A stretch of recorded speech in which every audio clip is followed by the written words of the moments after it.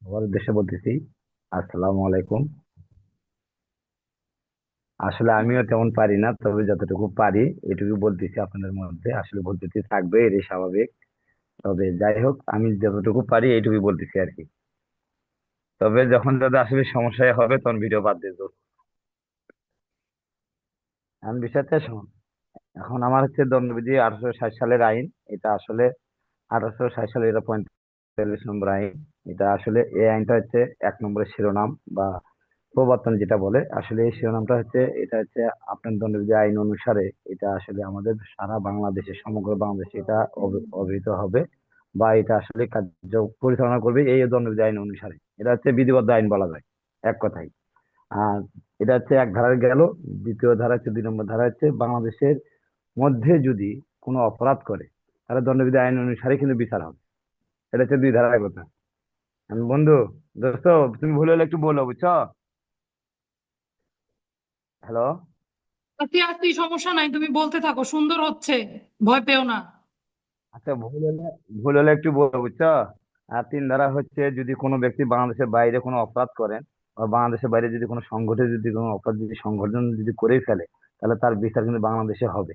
তখন আদালত কিন্তু মনে করবেন বা এটা ধরে নেবে যে অপরাধটি সে বাংলাদেশেই করছে বলে গণ্য হবে। বা আদালত মনে করবে যে সে অপরাধটি বাংলাদেশেই করছে, সেই হিসেবে দণ্ডবিধি আইন অনুসারে কিন্তু এটা বিচার হবে। এটা হচ্ছে 3 ধারার কথা। 4 ধারা বলতেছে, বাংলাদেশের হচ্ছে, এটা হচ্ছে আইনের হচ্ছে অতিরাষ্ট্রীয় ক্ষেত্রে আইনের প্রয়োগ। যেটা হচ্ছে বাংলাদেশের নাগরিক যদি আপনার যদি লন্ডনে যাদের যদি কোনো অপরাধ করে, বা লন্ডনের মানুষ যদি বাংলাদেশে এসে যদি কোনো অপরাধ করে বা সংগঠন করে, তাহলে সেটা কিন্তু দণ্ডবিধি আইন অনুসারে কিন্তু বিচার হবে তার। এটা হচ্ছে 4 ধারা কথা। 5 ধারা বলতেছে যে এই দণ্ডবিধি আইন কোনোভাবেই অন্য কোনো আইনকে কোনোভাবে এটা কোনোভাবেই কোনো প্রতিবন্ধকতা কোনোভাবেই এটা সৃষ্টি করবে না, বা অন্য কোনো আইনে সেটা বিচার বিশ্লেষণ যেটাই হোক না কেন, সেটা কোনোভাবেই প্রতিবন্ধকতা বা বাধাগ্রস্ত করবে না। এটা হচ্ছে 5 ধারার কথা। যেমন নৌবাহিনী আছে, সেনাবাহিনী আছে, বিমান বাহিনী আছে, এরা যদি কোনো অপরাধ যদি সংগঠন করে, তাদের বিচার কিন্তু আসলে দণ্ডবিধি আইন অনুসারে হবে না। তাদেরও কিন্তু একটা বিচারের জন্য তাদের সরকারি কাঠামো যেগুলো আইন বিধি আছে, সেই অনুসারে তাদের বিচার হবে। তাতে এই দণ্ডবিধি আইন কোনোভাবে বাধাগ্রস্ত সৃষ্টি করবে না, যে কেন এই বিধিতে কেন তাদের বিচার হবে না, এই ধরনের বাধাগ্রস্ত কিন্তু করবে না। এটা হচ্ছে 5 ধারার কথা। আর হচ্ছে 8 হচ্ছে লিঙ্গ। আসল লিঙ্গটা কি, এটা হচ্ছে বড় কথা। 9 হচ্ছে বর্ষণ। 10 হচ্ছে পুরুষ মহিলা। 11 হচ্ছে ব্যক্তি। 12 হচ্ছে জনগণ। এগুলো হচ্ছে জাস্ট আমি এগুলো মুখস্থ করছি, এগুলো তো লাগে না। অথবা সাধারণত আমি মুখস্থ করছি টিকার ক্ষেত্রে। এখন তো আসলে বাদ দেওয়ার মতো আসলে ওই রকম কোনো কোনো ইয়ে নাই, আমি যেটা মনে করি। এখন যে যেভাবে চলছে কম্পিটিশনে এসে আমি সব ধারাই প্রায় আর কি টাচ করে হলেও যাই। তাই যাই হোক, 12 হচ্ছে জনগণ। 14 হচ্ছে রাষ্ট্রের কর্মচারী। আমি রাষ্ট্রের কর্মচারী বলতে এটাই হচ্ছে বোঝায়, যেটা হচ্ছে রাষ্ট্রের সাথে বহাল আছে, কিংবা এটার সাথে সংযুক্ত আছে, বা কোনো কার্যে এটা সম্পাদন যারা করে থাকে তাদেরকে রাষ্ট্রের কর্মচারী বলে। আর হচ্ছে 17 হচ্ছে সরকার। 19 হচ্ছে জজ। 20 হচ্ছে বিচারালয়। 19 জজ আসলে এটা কিন্তু আসলে আমার কাছে মনে হয় এটা হচ্ছে ইংরেজি শব্দ সম্ভবত। হুম। আর 20 হচ্ছে বিচারালয়, এটা আদালতকে বোঝাবে না সাধারণত। এটা আদালত আদালতের ভিতরে যে সকল কার্য সম্পাদন করা হয়, এই সকলকে কিন্তু বিচারালয় বলে। আমার জানা মতে যেগুলো আছে, আমি অন্যান্য ক্লাসে যেগুলো আর কি পাইছি, বিচারালয়। 21 হচ্ছে সরকারি কর্মচারী। সরকারি কর্মচারী বলতে আসলে যেমন সেনাবাহিনী, নৌবাহিনী, বিমান বাহিনী। তবে পুলিশ বাহিনীকে সরকারি কর্মচারী বলে কিনা আমি তা জানি না। তবে আমি এই তিনটা সপ্তাহে এটাই আমি জানি, সরকারি কর্মচারী বলতে এটাই বোঝাইছে। হ্যাঁ। এটা ব্যাখ্যাতে গেলে আসলে দেখা যায় নৌবাহিনী, সেনাবাহিনী, বিমান বাহিনী সরকারি কর্মচারী হিসেবে গণ্য হবে। তবে এটা আবার 11 নম্বর একটা ব্যাখ্যা আছে, ওই ব্যাখ্যাটা আমি দেখছিলাম। ওই ব্যাখ্যার মধ্যে আছে যে আপনার পৌর যে আছে, যে পৌর যে কমিশনার সাহেব আছেন, উনি সরকারি কর্মচারী হিসেবে গণ্য হবে। তবে এখানে কমিশন প্রাপ্ত যে অফিসার আছে, উনিও সরকারি কর্মচারী হিসেবে গণ্য হবে। এটা হচ্ছে 21 কথা। 22 হচ্ছে অস্থাবর সম্পত্তি। 23 হচ্ছে অবৈধ লাভ। 24 হচ্ছে অসাধু ভাবে। 25 হচ্ছে প্রতারণামূলক ভাবে। 27 হচ্ছে স্ত্রী বা কেরানি কর্তৃক তাদের অধীনে যদি কোনো সম্পত্তি থাকে, সেই সম্পত্তি নিজের আছে বলে গণ্য হবে। 28 হচ্ছে নকল। 29 হচ্ছে দলিল। 30 হচ্ছে মূল্যবান জামানত। 31 হচ্ছে উইল। 34 হচ্ছে কতিপয় ব্যক্তি একই উদ্দেশ্যে সাধন করবে যদি কোনো কার্য সম্পাদন করে কিংবা সংগঠন করে, সকল ব্যক্তি সকল ব্যক্তি দোষী সাব্যস্ত হিসেবে গণ্য হবে। এটা হচ্ছে 34 ধারা। এটা যে কোনো অপরাধ, ডাকাতি হোক, ছিনতাই হোক, হলে কিন্তু এই 34 ধারাটা কিন্তু ব্যবহার হয়, যেহেতু কতিপয় ব্যক্তি একই সাথে অপরাধ সংগঠন করেছে সবাই কিন্তু দোষী হিসেবে সাব্যস্ত হয়। এটা হচ্ছে 34 ধারার কথা। আর 40 হচ্ছে ক্ষতি। আসলে ক্ষতিটা কাকে বলে, এটা হচ্ছে ক্ষতি, এটা একটা সংজ্ঞা। আর 40 হচ্ছে অপরাধ। যে অপরাধ কাকে বলে, যে কাজ করলে আসলে এই বর্তমান আইন বা প্রচলিত আইনের শাস্তির বিধান আছে তাকে কিন্তু অপরাধ বলে। এটা হচ্ছে 40, পেনাল কোড হচ্ছে 40। পেনাল কোডটা আসলে এটা হচ্ছে ইংরেজি শব্দ যা আমার কাছে মনে হয়, তবে দণ্ডবিধি আইন কিন্তু এটা হচ্ছে বাংলা শব্দ। আসলে এরা 48 নম্বর অধ্যায় আছে, রাষ্ট্রপতি এটা একটা অধ্যায়, বাংলাদেশের অধ্যায়। 48 নম্বর অধ্যায় অনুসারে আসলে এটা দণ্ডবিধি আইন অনুসারে বলা যায়, দণ্ডবিধি আইন বললেই ভালো হয় আমার মতে। তবে আমি পেনাল কোড কম বলি, দণ্ডবিধি আইনই বলি।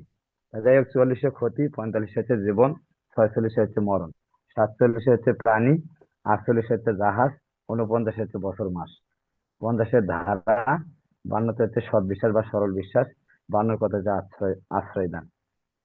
মানে আশ্রয় দান বলতে আসলে এখানে আবার স্ত্রী যদি কোনো স্বামীকে যদি এখানে আশ্রয় যদি দেয়, সেক্ষেত্রে কিন্তু কোনো অপরাধ হবে না। এটা হচ্ছে 52 ক। আর 53 হচ্ছে দণ্ড সমূহ, যেগুলো মানে দণ্ড কত প্রকার, কারাদণ্ড আর মৃত্যুদণ্ড, এগুলো হচ্ছে দণ্ড প্রকার হচ্ছে 53। আর এরপরে আমি যেগুলো পড়ছি আমি সেগুলোই বলি, আমি সবগুলো একবার টানা মুখস্থ করে জানি। ক্ষেত্রে হচ্ছে ভুল বশত, ভুল বশত যদি কোনো কাজ, যদি মানে ভুল বশত যদি কোনো যদি কাজ করা হয় তাতে কোনো অপরাধ হবে না। আইন বলে বাধ্য, ভুল ধারণা বশত কোনো কাজ করা হলে সেটা কোনো অপরাধ হিসেবে গণ্য হবে না। আর 79 ধারা পড়ছি, এর মধ্যে আবার কি 75 আছে।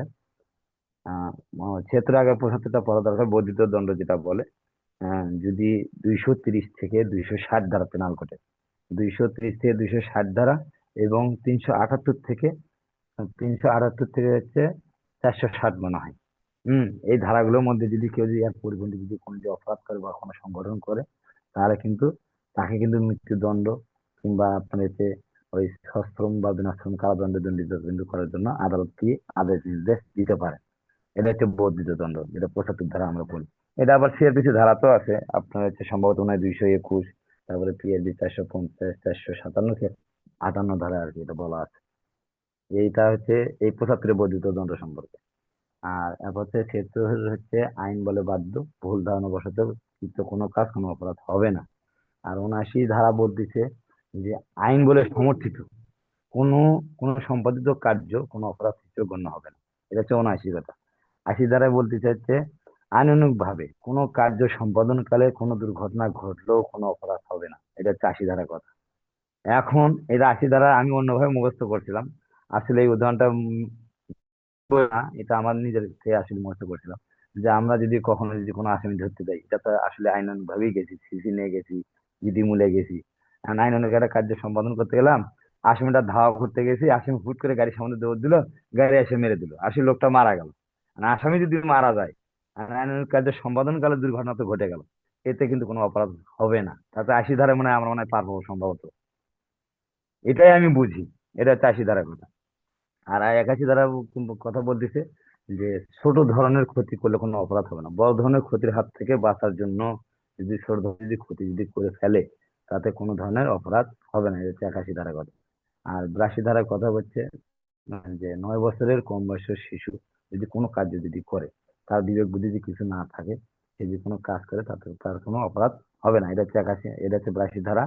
আর হচ্ছে 83 ধারা বলতে চাইছে 9 বছরের বেশি, 9 বছরের বেশি, 12 বছরের কম বয়স্ক শিশুর কৃতকার্য কোনো অপরাধ হবে না। তবে সে যদি আবার যদি বেশি বোঝে, সে যদি আবার পাকনা টাইপের হয়, তাহলে আবার ঝামেলা আছে। সে যদি বোঝে যে না, এটা আসলে খুন করলে এটা আসলে আমার মৃত্যুদণ্ড হবে কিংবা আমার জেল জরিমানা হবে। আমার মেয়ে যে এরকম এখন 13 বছর বয়স হয়েছে, সে সব বোঝে, মনে করেন 12 বছর কমতেও বুঝতো, দেখে মনে হতো না যে আসলে এর বয়স 12 বছর। কিন্তু এই ধরনের মেয়ে বা কোনো সন্তান যদি কোনো অপরাধ করে, সে কিন্তু 83 ধারা কোন ভাবে ছাড় পাবে না, আমার জানা মতে আর কি।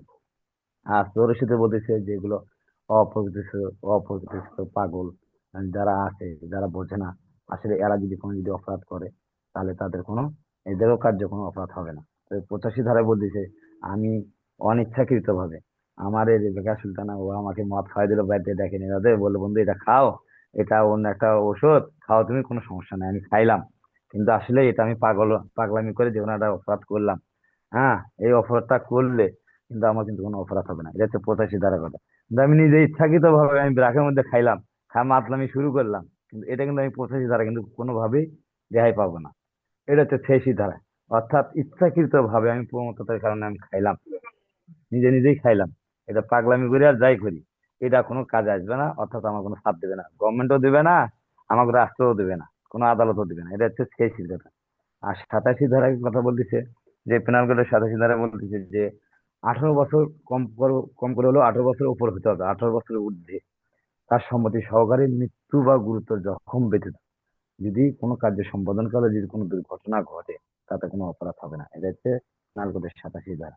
আর 88 ধারায় বলতেছে কি, এ কি এটা কে করতেছে রে? হ্যাঁ, 88 ধারায় বলতেছে যে যদি কোনো মানে সম্মতি সহকারে কোনো ব্যক্তির যদি কার্য সম্পাদনকালে বা কার্যক্ষেত্রে যদি কোনো ক্ষতি হয়, তাতে কোনো অপরাধ হবে না। আবার এটা হচ্ছে 88 ধারা গেল। আবার 89 ধারায় বলতেছে যে অভিভাবকের নিকট হতে ধরেন আমি সম্মতি নিলাম, নিয়ে কোনো শিশু বা কোনো অপরিচিত ব্যক্তি বা পাগল এদের কোনো কার্য সম্পাদন করতে যাবে, যদি কোনো কোনো ধরনের যদি ক্ষতি হয়, তাতে কোনো অপরাধ হবে না। যেমন আমার মেয়ে কদিন আগে নাকের মধ্যে, ছোট মেয়েটা নাকের মধ্যে গিয়ে ঢুকাই দিছে একটা ওই যে বল প্রিন্ট ওই যে মালা গাঁথতে যাবে, এই নাকের মধ্যে ঢুকে দিছে। এখন এটা আমার বইয়ের কাছে অনুমতি নিছে ডাক্তার সাহেব, যে এটা এই করতে গেলে যদি কোনো ক্ষতি হয় তখন কি করবেন? কয় না আপনি তাড়াতাড়ি করেন, সমস্যা নেই। তা আসলে এই যে উপকার করতে যা যদি কোনো ওটা করতে একটা না যদি যদি কোনো যদি সমস্যা হতো, তাতে তার কোনো অপরাধ হতো না। এটাই হচ্ছে 89 ধারা, আমার যেটা মনে হয়। সম্মতি যেহেতু নিচে অভিভাবকের নিকট থেকে, কোনো ক্ষতি হলে কোনো অপরাধ হবে না ওই ডাক্তারের। আর 90 ধারায় বলতেছে যে সকল ক্ষেত্রে সম্মতি আসলে গ্রহণযোগ্যতা থাকে না। যেমন আমি ছোট বাচ্চা, শিশু, পাগল, অপরিচিত ব্যক্তি এদের কাছ থেকে কোনোভাবে যে আদায় করা হয় সম্মতি, সেটা সম্মতি হিসেবে আসলে গ্রহণযোগ্যতা পাবে না। এটা হচ্ছে 90 ধারার কথা। তারপরে হচ্ছে 91, আমি পড়ি নাই, 92 পড়ছি, যে আসলে সৎ বিশ্বাসে মানে কারো উপকার স্বার্থে তার সম্মতি ছাড়া যদি কোনো উপকার স্বার্থে যদি কোনো ধরনের যদি আমি উপকারের স্বার্থে যদি কোনো কাজ করি, এবং সেক্ষেত্রে যদি কোনো যদি ক্ষতি হয়, তার কোনো অপরাধ হবে না।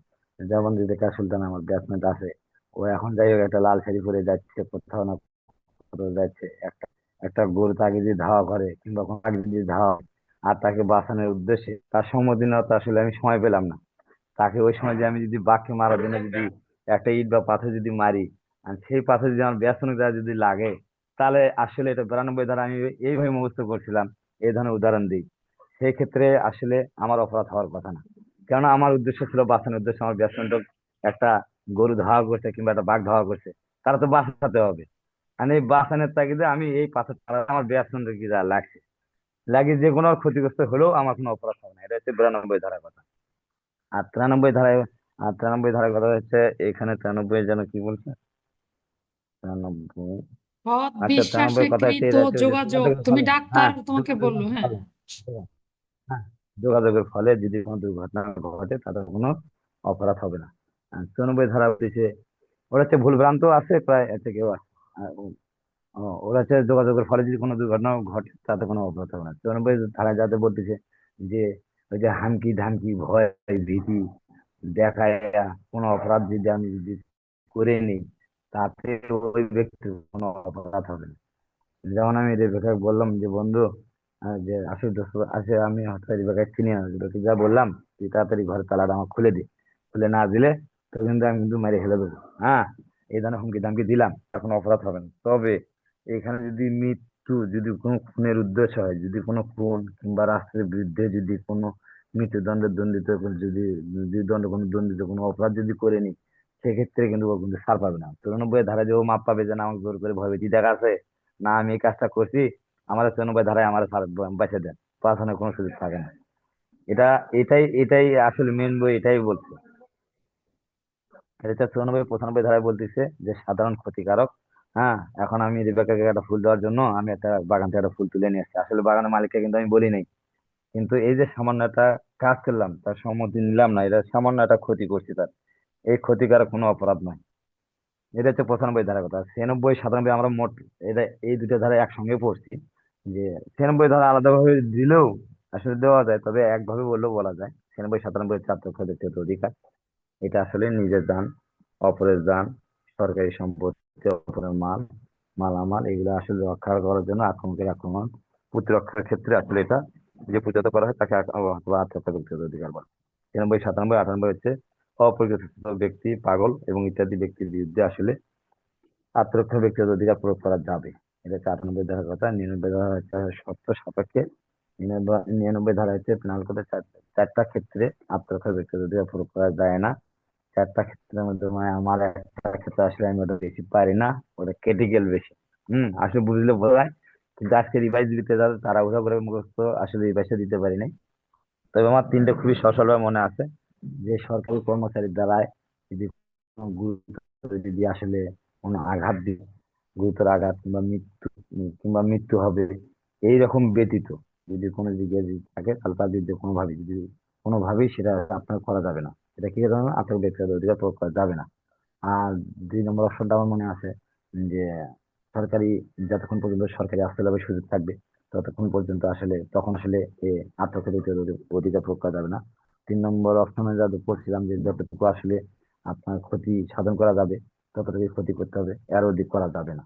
আর একটা অপশন আসলে ওইভাবে আমি পড়ছিলাম, আসলে এটা ক্রিটিক্যাল টাইপের, তো আমার সে মনে থাকে না। যে যেটুকু আমার মনে আছে আমি এটুকু বলে যাচ্ছি, এটা নকল করার কিছু নাই। যে আমি যেটুকু জানি এটুকু বলে যাচ্ছি। হচ্ছে আপনার 99 ধারা, 100 ধারায় বলতেছে হচ্ছে দেহের ক্ষেত্রে, আর দেহের ক্ষেত্রে পেনাল কোডের দেহের ক্ষেত্রে হচ্ছে আপনার 6টা ক্ষেত্র আছে। এখানে যে 6টা ক্ষেত্র আছে 100 ধারা, দেহের ক্ষেত্রে আপনি মৃত্যু পর্যন্ত ঘটাবেন, তাতে আপনার কোনো অপরাধ হবে না। এখন 1 নম্বরে বলতেছে যে আসলে আক্রমণকারী এমন আক্রমণ করতেছে, যে আক্রমণটা করছে, যে আপনার যদি প্রতিহত না করি, যে আমার মৃত্যু অনিবার্য, মৃত্যু হবেই, নিশ্চিত এটা আমি, তখন ধরেন আমার ওই ব্যক্তির মৃত্যু ঘটলেও কোনো অপরাধ হবে না দেহের ক্ষেত্রে। এটা হচ্ছে 1 নম্বর অপশন গেল। আর দ্বিতীয় অপশন বলতেছে যে আক্রমণকারী এমন আক্রমণ, যে আক্রমণ বা এর আক্রমণটা বললে আসলে এটা ভুল হবে। আক্রমণের জায়গায় যেন মেন ভাষা যেন কি দেওয়া আছে, এটা গুরুতর তোমার ব্যাটসম্যান আঘাত, বলছিল আর গুরুতর কি। আঘাতেই হবে একমাত্র যে পরিণতি। আমি আক্রমণই বলে যাই, এমন আক্রমণ যা প্রতিহত না করলে, হ্যাঁ, পরিণতি যা আসলে 2 নম্বর হচ্ছে গুরুতর আঘাত, যা অনিবার্য। 2 নম্বর অপশন হচ্ছে এমন আক্রমণ যা প্রতিহত না করলে গুরুতর হয়তো অথবা জখম হবে, এরকম সম্ভাবনা আছে। এটা হচ্ছে 2 নম্বর অপশন। তৃতীয় অপশন হচ্ছে ধর্ষণের অভিপ্রায়ে। 4 নম্বরের সময় অস্বাভাবিক ওই যে কামলালসা চরিতার্থে, উদ্দেশ্য আগমন। আর হচ্ছে মনুষ্য হরণ বা অপহরণ। আর এমন ভাবে অবৈধভাবে আটক করে রাখছে যা প্রতিহত না করলে হয়তোবা মৃত্যু বা গুরুতর হয়তোবা জখম বা হয়তোবা আশঙ্কা থাকে সেই ক্ষেত্রে। এটাই হচ্ছে দেহের ক্ষেত্রে হচ্ছে আক্রমণের এখন প্রতিহত করার জন্য আপনি মৃত্যু পর্যন্ত ঘটালে কোনো অপরাধ হবে না। এটা হচ্ছে 100 ধারার কথা। 101-এ যদি বলতে দিচ্ছে আপনি মৃত্যু ব্যতীত দেহের ক্ষেত্রে অন্য কোনো আপনি ক্ষতি করতে পারবেন। এটা হচ্ছে 101-এর কথা। 102 বলতেছে যে আপনি 102 বলছে যে আপনার হচ্ছে দেহের ক্ষেত্রে 102, 101 আর 102 হচ্ছে 102 হচ্ছে গেল হচ্ছে মানে আরম্ভ স্থিতি। স্থিতিকাল, আরম্ভ, তুমি যে অধিকার প্রয়োগ করবে এটার আরম্ভ কখন হবে, আচ্ছা, দেহের কতটুকু ক্ষেত্রে সময় স্থিতিকাল থাকবে। 102। আরম্ভ স্থিতি হচ্ছে দেহের, 2। আর হচ্ছে 103 হচ্ছে সম্পত্তির ক্ষেত্রে মৃত্যু পর্যন্ত ঘটালে কোনো অপরাধ হবে না। সম্পত্তির ক্ষেত্রে মনে হয় সম্ভবত 4টা আছে। 1 নম্বরের দস্যুতা, 2 নম্বর হচ্ছে অনধিকারে গৃহে যদি প্রবেশ করে, কোনো অধিকার নাই, তারপর সে রাত্রিবেলা যদি ঘরের মধ্যে ঢুকে যদি প্রবেশ করে, সেই ক্ষেত্রে 3 নম্বর অপশনে বলতেছে আপনি ধরেন ও যদি অগ্নি সংযোগ করে কোনো যানবাহনে কিংবা কোনো তাঁবুতে বা কোনো ঘর বা কোনো ঘর বাড়িতে যদি অগ্নি সংযোগ করে, সেটাতে আর হচ্ছে আপনার কোনো অনিষ্ট চুরি কিংবা অনধিকার গৃহে প্রবেশ করে এমন আতঙ্ক যদি সৃষ্টি করে যা আপনার মৃত্যু বা গুরুতর জখম হওয়ার সম্ভাবনা আছে বা আশঙ্কা যদি সৃষ্টি করে, সেক্ষেত্রে উক্ত চোর হোক আর ব্যক্তি হোক যাই হোক, এই কার্য যদি কেউ যদি সম্পাদন করার চেষ্টা করে বা করে, তাহলে তাকে আপনি মৃত্যু পর্যন্ত ঘটাতে পারবেন, তাতে কোনো অপরাধ হবে না। বিশেষ করে এই চুরির ক্ষেত্রে কখন মৃত্যু ঘটানো যায়, এইখান থেকে কিন্তু বারবার প্রশ্ন এখান থেকেই দেয়। মানে ক্রিটিক্যাল, আমাদের স্যাররা তো বিশ্বাস করে না, ক্রিটিক্যাল এইভাবেই করে, তখন এই 103-এর 4 অপশনটাই চলে আসে। যাই হোক, এটা হচ্ছে 103 গেল। 104-এ হচ্ছে তোমার ওই সম্পত্তির ক্ষেত্রে। 104 হচ্ছে মনে হয় সম্ভবত এটা ওই আরম্ভ স্থিতিকাল সম্মত নাকি দোস্ত? না, অন্য তুমি কিছু আর কোন এটা ক্ষেত্রে হচ্ছে সম্পত্তির ক্ষেত্রে, এটা হচ্ছে 104 সম্পত্তির সম্ভবত ক্ষেত্রে সম্পত্তির ক্ষেত্রে মৃত্যু ব্যতীত। মৃত্যু ব্যতীত অন্যবিধ হুম। ক্ষতি করা যাবে। হুম। 104 আর অন্য কোনো ক্ষতি সাধন করা। আর 105-এ বলতেছে 105 বলতেছে যে সম্পত্তির ক্ষেত্রে আরম্ভ স্থিতিকাল, যেমন তোমার চুরি আছে, দস্যুতা আছে, হ্যাঁ, এগুলোর ক্ষেত্রে যতক্ষণ এই চুরি দস্যুতা এগুলো ভিন্ন করে দেওয়া ছিল তো। তা যাই হোক, এটার বিষয়ে এটা হচ্ছে আরম্ভ আর স্থিতিকাল। যখনই আরম্ভ করবে উনি, তখন আমিও আরম্ভ করতে পারবো। আর যখনই ওনারও শেষ হয়ে যাবে আক্রমণকারী আক্রমণ, তখন আমারটাও শেষ দিতে হবে। ওনারটা শেষ হয়ে গেছে, তারপরে যে আমি ওই চালাইয়া যাবো, চালিয়ে যাবো, তাহলে তো ঝামেলা। হ্যাঁ, এটা হচ্ছে সেই আরম্ভ স্থিতিকাল 105 সম্পত্তির ক্ষেত্রে। 105, 106 হচ্ছে নিরাপদ ব্যক্তির ক্ষতি হবে। যদি এটা এমন পরিস্থিতি দেখা দেয় যে না, 106 আক্রমণকারী এমন আক্রমণ যা প্রতিহত না করলে আমার মৃত্যু হতে পারে, তা এখন নিরাপদ ব্যক্তির ক্ষতি হোক আর যাই হোক, আমাকে তো নিজেকে বাঁচতে হবে। আর নিজেকে বাঁচানোর জন্য নিরাপদ ব্যক্তির ক্ষতি হোক যাই হোক, আমাকে এটা আক্রমণকারী এখন প্রতিহত আমি তখন আমি ঠিকই করতে পারবো। এই জন্য বলতেছে 106 নিরাপদ ব্যক্তির ক্ষতি হলেও আক্রমণকারী এখন প্রতিহত করা যাবে। তখনই করা যাবে যখন আপনি দেখবেন বা আমি যখন দেখবো যে মৃত্যু বা আমার গুরুতর জখম হওয়ার সম্ভাবনা আছে, এটা আমি নিশ্চিত, সেই ক্ষেত্রে করা যাবে 106। আর 109 পড়ছি, 107, 8 এগুলো সহায়তাকারী, এগুলো এইভাবে পড়িনি, প্রভাষণ দানকারী পড়ি নাই, তবে 109 বলছি সহায়তাকারী। হ্যাঁ, দুষ্কর্মের সহায়তাকারী। আর 110, 11, 12 ওগুলো আমি ওইভাবে পড়ি নাই। মানে এখন আমি আজকে ব্যাসনক বলছিলাম যা, আমি তার আগে যতদূর পারছি এবং ডিউটিতে মাত্রই আসলাম, তারপরে ডিউটির মাঝে যেটুকু আমি রিভাইজ দিতে পারছি আমি এটুকু বলতেছি। পরবর্তী স্টেপ আমি যা নেবো, হাতে এমন আছে 1 থেকে একবার 500 একবার ধরা পর্যন্ত আমি রিভাইজ দেবো, এই ক্লাসই দেবো ইনশাল্লাহ। এটা আমাকে 4-5 দিন সময় দেওয়া লাগবে। হুম। কোনো সমস্যা নাই, সময় পাবা। এই পর্যন্তই থাকুক আজকে, হ্যাঁ? আগামী ক্লাসে আমরা বাকিটা, আচ্ছা আচ্ছা, অন্য কেউ যদি বলতে চায় তাদেরও সুযোগ থাকবে যে স্যার আমি এত ধারা ঠিক থেকে আছে এত শোনো। ধারা রিভিশন দিতে চাই। তুমি কি এখানেই থামতে চাও তবে না যাই আরো হোক, করবা আজকে বলো? আচ্ছা না আজকে না, যেহেতু না আরো আছে, আরো লোকজন আছে, এদেরকে ক্লাস নাও, সবাইকে ধরো, সবারই যেমন আমার আজকে বলে আমারটা, আমার ভিতরে যে মনে যে একটা যে ভয় ভীতি ছিল, অনেক যে সুন্দর একটা কাজ বলছে সে, করতো, তাই না? এই বলেন, ভয়টা সবাই বলেন অনেক এগুলো সুন্দর বলছে না? সে এগুলো একদম আমার বাস্তব কেটে গেল। উদাহরণ দিয়ে, হ্যাঁ, তার বাবুদের উদাহরণ দিয়ে আমি বলছে সে আমাকে গরু গরু তাড়া করছে। সে যে কি কি উদাহরণ দিল, তার সব বাস্তব উদাহরণ। আমি তো হাসতে হাসতে শেষ, আপনারাও হাসছেন কিনা? রেবেকা স্যারকে গরু তাড়া করছে, বোঝেন কি অবস্থা? গরু আমি এমনি ভয় পাই, আরো যদি গরুর শিং থাকে আরো অবস্থা খারাপ। সে এখন এখন আমাকে বাঁচাতে গিয়ে ইট মারুক আর পাটকেল মারুক, এখানে তো সম্মতি নেওয়ার সুযোগ নাই আছে। একদম বাস্তব উদাহরণ দিছে, খুবই সুন্দর বলছে আমার ব্যাটসম্যান, একদম সাবলীল। দেখেন মনে হচ্ছে গল্প করতেছে ক্লাসে। আপনিও চাইলে এই সুযোগটা আপনিও পেতে পারেন, রিভিশন দিতে পারেন। মাশাআল্লাহ আমার ব্যাটসম্যান, তোমাকে ধন্যবাদ। তুমি ব্যাটসম্যানের মান সম্মানটা বাঁচাইছো, বুঝছো? খুবই সুন্দর হয়েছে তোমার পড়া। আগামী ক্লাসেও এভাবেই পড়তে থাকো, এভাবে দেখো ওই যে স্যাররা তোমাকে ভালোবাসা পাঠাইছে, দেখছো? স্টিকার পাঠাইছে। ঠিক সবাইকে আছে, ধন্যবাদ। ভুল যদি হবে দোস্ত, আসলে বলার ইনশাল্লাহ মাঝে হবেই ইনশাল্লাহ, খুবই আসলে। ভালো, খুবই খুশি হলাম, আলহামদুলিল্লাহ। আমি খুব খুশি, এভাবেই চালিয়ে যাও। আস্তে অবশ্যই আস্তে বয়টা অবশ্যই কেটে গেলে ক্লাস পদোন্নতি নিশ্চিত। আমি হয়তো নিতে পারবো, পারবো। তুমি যদি এই পড়া ধরে রাখতে পারো, নট অনলি ঠিক তুমি, আছে, আমার সবাইকে ক্লাসের প্রত্যেক আসসালামু আলাইকুম। ছাত্রের জন্য এটা আমার পরামর্শ বলেন, অনুরোধ বলেন, যেটাই হোক না কেন, সবাই যদি এভাবে ধারাবাহিকতা ধরে রাখতে পারেন, অবশ্যই পদোন্নতি সুনিশ্চিত আপনার, এটা আপনি। তবে হ্যাঁ, শুধু পড়া পারলেই হবে না, আপনার লিখতে হতে পারে, লিখতে হবে, হবে না বলেন? মূল পরীক্ষা কি লিখিত, কিন্তু আপনাদের উপস্থাপনে সমস্যা। এই যে দেখলাম আপনাদের অনেকের উপস্থাপনে সমস্যা, আপনারা ক্লাসে যা বলছি তাই, ও ধরেন এভাবেই উদাহরণ দিল, কিন্তু পরীক্ষার খাতায় লিখতে কিন্তু ভাষাগুলা বইয়ের ভাষার মতো করেই লিখতে হবে, তাই না বলেন? ওই জন্য তখন কিন্তু আবার ভাষাগুলো সুন্দর করে আপনাকে লিখতে হবে। যেমন আপনারা কাছের দালাল দূরের দালাল পড়াইছি, খাতায় আপনারা এটাই লিখে ফেলছেন, এই কথা লিখলে হবে? এটা তো জাস্ট বোঝানোর জন্য বলছি। সবাই এগুলা লিখছেন খাতায়। শাস্তিগুলা কিভাবে পড়াইলাম, 162, 63, 164 হলো সহায়তার শাস্তি, আর আপনারা কি করলেন? 62-র সাথেও 64 দিলেন, 63-র সাথেও 64 দিলেন। তাহলে কি হবে? এভাবে পড়াইছিলাম আপনাদেরকে? এভাবে পড়াই নাই। দেখেন একটা খাতা দিছে, ওই খাতাটা একটু সবাই ওখান থেকে দেখে একটু বোঝার চেষ্টা করে আপনার মতো করে লেখেন, আপনার মতো করে নিজের ভাষায় লেখেন। একটু খাতাগুলোতে ঢুকি, হ্যাঁ, আপনাদের কি কি ভুল হয়েছে একেবারে না বললে একটু পরে আর এগুলো বুঝবেন না যে আসলে আমার লেখায় সমস্যা কি। আমি তো পরীক্ষা দিয়ে আসলাম, পরীক্ষাও তো ভালো হইলো, 100 মার্কের অ্যান্সার করে আসলাম। যদিও আমাদের প্রশ্নের উত্তর নম্বর কম, তাই না, 60, 65 বা 50, 55 এরকম, কিন্তু তারপরও আপনার মনে হবে যে না, আমি তো 100% অ্যান্সার করলাম, তাহলে আমার এরকম হইলো কেন? তাহলে এই কেনর উত্তরগুলো আপনারা ক্লাসেই নেন, কেন আপনাদের এরকম হইলো?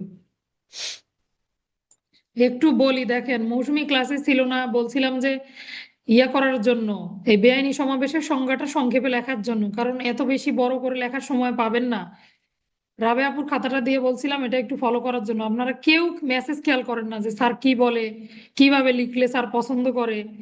যে শারমিনের লেখাগুলো দেখেন কি চমৎকার লেখা, কিন্তু এই যে 162 সঙ্গে 164 কেন? 162 হলো যে ব্যক্তি ঘুষে কি করলো, প্রভাব খাটিয়ে ঘুষ নিল, তার দণ্ড 162। আর 64 কার? যে ব্যক্তি এই কাজে সহায়তা করলো সেই সরকারি কর্মচারীর দণ্ড। তাহলে দুইজন ব্যক্তির দণ্ড আপনি একসাথে লিখতে পারেন? আপনার ভেতরে ওই কথাগুলো থাকতে হবে, এই দূরের দালাল লেখা যাবে না। এটা জাস্ট আপনাদেরকে বোঝানোর জন্য, মনে রাখার জন্য বলছি। সব কলা কৌশল খাতায় অ্যাপ্লাই করা যাবে না। দেখছেন কিভাবে পদোন্নতি হচ্ছে? সালমা ক্লাসে আসছে কিনা, সালমার খাতাটা সালমাকে কল দিতে বলছিলাম, যাক যদিও সে কল দিছে, কথা হয়েছে। এই দেখেন, সরকারি কর্মচারীর উপরে প্রভাব খাটিয়ে কাজ করে নেওয়া, এইটার কি আপনি এভাবে লিখতে পারেন দণ্ড? কিভাবে ভাষাটা লিখতে হবে? যে কোনো সরকারি কর্মচারীর উপরে প্রভাব খাটিয়ে যদি কোনো ব্যক্তি কাজ করিয়ে নেওয়ার বিনিময়ে ঘুষ গ্রহণ করেন, সেই ব্যক্তির দণ্ড 162 ধারা, বা তিনি দণ্ডিত হবেন, নিচে 162 ধারা। তাহলে আপনার ভাষাগত সমস্যা আছে কিনা? লেখা সুন্দর আলহামদুলিল্লাহ, কিন্তু আপনার উপস্থাপন ক্ষমতা থাকতে হবে। আপনি লিখলেন একটা লেখা, কিন্তু লেখার, মনে করেন পাখি ঘাস খায় গরু আকাশে ওড়ে, সেন্টেন্স হয়েছে কিনা দুইটা, কিন্তু সেন্টেন্সের কি যোগ্যতা আছে? যোগ্যতা দোষে দুষ্ট হয়েছে, তাহলে আপনাকে উপস্থাপন ভঙ্গিটাও আপনার সুন্দর হতে হবে। এই জন্য আপনার আপনার খাতা পড়ে যখন এক্সামিনার আপনার খাতার অর্থ বুঝতে পারবে না, যে সে কি লিখলো, এটা কিভাবে হয়, তখন আপনি যত সুন্দর করেই লেখেন না কেন আপনার খাতা নম্বর পাবেন না আপনি। শুধু আফসোস হবে যে এটা কি হলো, আমি তো সবই লিখলাম, কেন নম্বর পেলাম না। তাহলে এই জন্য উপস্থাপন অনেক বড় জিনিস। আর আমার ক্লাসে আমি সবচেয়ে গুরুত্ব দেই খাতা লেখার উপরে। লেখার জন্য যত পেরেশানি দেই, এত পেরেশানি আর কিছুতে দেই বলেন? হুমকি ধামকি থ্রেট যাই বলেন না কেন, ফোন করে বকাবকি, শুধু লেখার জন্য। লেখা জমা দেন, লেখা জমা দেন। আব্দুর রহমান স্যারের লেখাও অনেক সুন্দর হয়েছে, সেও ভালো লিখছে। শুধু দালাল গুলো লিখবেন না মাঝখানে, ঠিক আছে? এগুলো ভাষা আমরা এখানে তো লিখতে পারবো না। আচ্ছা, যে খাতাটা আপনাদেরকে দেখার জন্য দিছিলাম, এই খাতাটা কি মনোযোগ দিয়ে দিছেন? আমি যে খাতাটা শেয়ার করব, সেই খাতাটা অবশ্যই অবশ্যই আপনাকে দেখতে হবে। সে তো আমার দিকে দেখেই না। আচ্ছা, আতিকা বেড়াতে এসো, হ্যাঁ। আচ্ছা, এই খাতাটা কার বা আমি বলি না, যেহেতু নাম প্রকাশে সে অনিচ্ছুক, ঠিক আছে? তার লেখা দেখেন, খুব সুন্দর হয়েছে। উৎকোচ কাকে বলে? প্রথমে উৎকোচের একটা সাধারণ সংজ্ঞা দিছে সে, তারপরে পেনাল কোডের 161 ধারা আলোচনা করছে যে নর্মালি উৎকোচ এই জিনিস, আইন অনুযায়ী উৎকোচ এই জিনিস। সুন্দর লিখছে, খুবই ভালো হয়েছে, আপনারা পড়ে দেখবেন, প্রত্যেকটা লাইন পড়ে দেখবেন। এরপরে লিখছে ঘুষ গ্রহণ সংক্রান্ত যে অপরাধগুলো হয় সেগুলো নিম্নে: কোনো ব্যক্তি নিজে ঘুষ নিলে 161, কেউ যদি প্রভাব খাটিয়ে ঘুষ নেয় 62, কোনো ব্যক্তি ব্যক্তিগত প্রভাব খাটিয়ে নিলে 63, এই কাজে সহায়তা করলে তার দণ্ড 164, আবার ঘুষ ছাড়া অন্য কোনো মূল্যবান বস্তু নিলে তার দণ্ড 165, সাহায্য করলে 165 ক, 161, 164 সাহায্য করলে 165 ক। আর যদি কোনো ব্যক্তি জোর করে বশ করে বাধ্য করে কারো কাছ থেকে ঘুষ নেয়, যে দিল সে আবার রেহাই পাবে 165 খ। সুন্দর উপস্থাপন, সুন্দর, যতটুকু চাইছি ততটুকুই। এর বাইরে তো আপনার লেখার দরকার নেই। আর আপনারা কি করছেন, ধারাগুলো গোলমাল করে ফেলছেন। এই খাতাটা দেখে পড়বেন, পড়ে মুখস্থ করবেন, করে তারপরে উত্তরটা আরেকবার লিখবেন। তাহলে আপনার খাতাটা নোট থেকে গেল। আপনার খাতায় কিন্তু ভুল আছে, ভুল আছে না? তাহলে কিভাবে লিখতে হবে? এইভাবে লিখতে চেষ্টা করতে হবে। এটা একটু হেল্প নিলেন, নিয়ে আপনি হুবহু ওইভাবে লিখবেন, এটাও আবার আমি সাপোর্ট করি না। কখনোই আপনি হুবহু কিন্তু লিখতে পারবেন না, তাই না? কাজে আপনি একটু হেল্প নিয়ে পড়ে আপনার নিজের ভাষায় লিখবেন। যখন লিখবেন তখন আর কারো কিছু দেখবেন না, না দেখে লেখার চেষ্টা করবেন। আচ্ছা, আল্লাহ রে সর্বনাশ করছে। আচ্ছা, দেখি এরপরে আর কার কার খাতা জমা দিছেন আপনারা, আর কে কে দিছেন? রাবে আপুর সাথে আমার কিছু ব্যক্তিগত মেসেজ চলে আসছে, আমি খুবই দুঃখিত। আচ্ছা, মুক্তা কি লিখছে? কাকলি রেজাল্টটা জানো নাকি? তুমি এগুলা পরে আমাকে মেসেজ দিও পাগলি, তুমি এগুলা গ্রুপে লিখছো কে? জানি, রেজাল্ট জানি, তোমাকে পরে জানাচ্ছি, ঠিক আছে?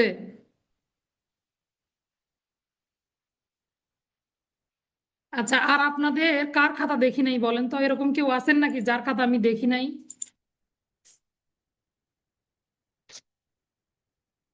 আপনারা খাতা জমা দিয়েছেন কিন্তু খাতা এখনো আমি দেখি নাই, এরকম কোনটা খাতা আছে বলেন?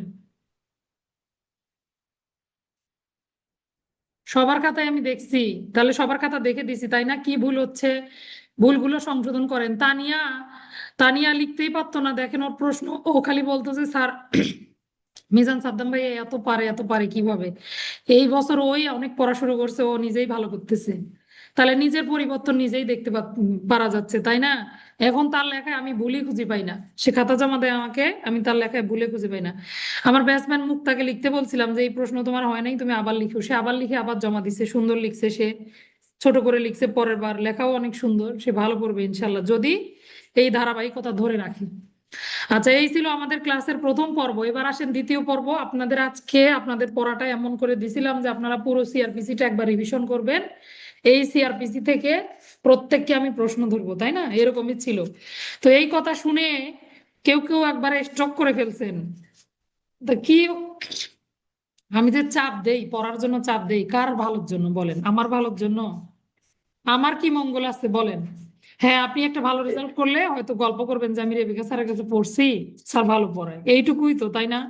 সম্মানটা আলটিমেটলি বাড়লো, কিন্তু আমার থেকে আপনার সম্মান বাড়লো কিনা? আপনাকে আল্লাহ একটা পদোন্নতি দিল, আপনার পারিবারিক স্ট্যাটাস চেঞ্জ হয়ে গেল, আপনার ফ্যামিলি যাবে বলবে যে সাব ইন্সপেক্টর রাবেয়ার হাজবেন্ড আসছে, সাব ইন্সপেক্টর রাবেয়ার বাবু আসছে, তাহলে কি বলেন? আপনি শুধু সম্মানিত না, আপনার পুরো পরিবেশটা সম্মানিত হলো, পরিবার সম্মানিত হলো। কত বড় একটা চেঞ্জ জীবনে বলেন। কনস্টেবলের চাকরি, সেখান থেকে যদি 2টা প্রমোশন পান জীবনে, আর কিছু লাগে? তো তাহলে আল্লাহ এত সুযোগ দিছে, আমরা সুযোগ নেব না কেন? একটু কষ্ট তো করতেই হবে। আপনারা কেউ মূর্খ আসছেন ডিপার্টমেন্টে বলেন? কত যোগ্য আপনারা, বেছে বেছে সবার মধ্যে সবচেয়ে সুন্দর সুঠাম দেহের অধিকারী দেখে দেখে আমাদেরকে বেছে বেছে নিছে, তাই কিনা? সব দিক দিয়ে, ফিজিক্যাল এন্ডুরেন্স টেস্ট, লাফা ঝাপা দৌড়, পড়ালেখা, সকল যোগ্যতা যাচাই পরীক্ষায় উত্তীর্ণ হয়ে তারপরেই আপনি পদোন্নতি তারপরে আপনি পুলিশের চাকরিটা পাইছেন, তাই কিনা বলেন? তো তাহলে আপনি কি অযোগ্য, অদক্ষ, কিন্তু কি অলস? সবগুলাই ঠিক আছে, সকল যোগ্যতা ঠিক আছে, শুধু একটাই অযোগ্যতা আমাদের, সেটা হলো অলসতা।